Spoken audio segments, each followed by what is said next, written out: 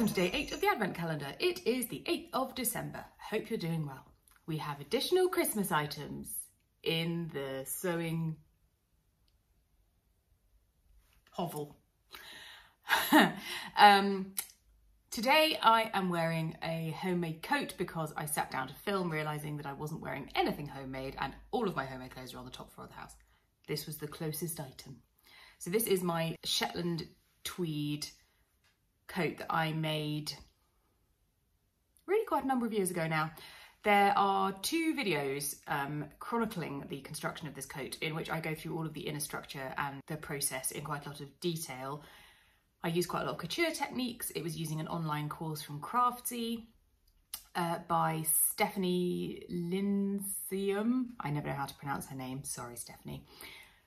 It's called Inside Coat Making the Vogue Coat or something. If you search for that, you'll find it. And the lady in the picture has like a pink version of this coat on. It's an amazing pattern. It's sewed up so beautifully. I love this coat. It's one of my favourite things I've ever made. And it is starting to wear through. So the lining's going and I've got like the tweed starting to wear through on the pockets where I've put my hand in and out too many times. So I'm gonna have to make another coat. Darn it. Excellent. And I've got 2 patterns that I really want to make, so hopefully I'll get to that this Christmas before it gets too warm. But if it does, I'll wear a spring. I'll make a spring version because you always need a coat in the UK because it rains all the time. Anyway, joke for the day.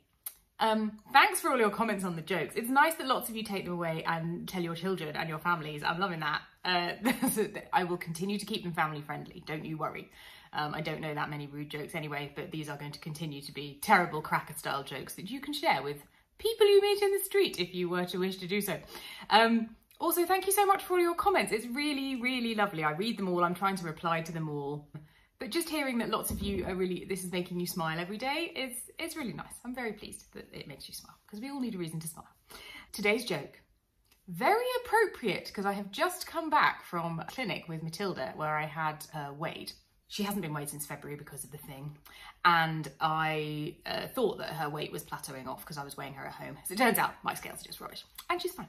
But this joke, which I already had written down for today, I was like, so appropriate. Anyway, enough of a rambling intro. How did Mary and Joseph know Jesus' weight when he was born?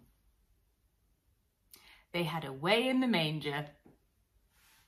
It's so bad. Oh dear. That one's terrible. I'm sorry. I'm still laughing at it. Way in the manger.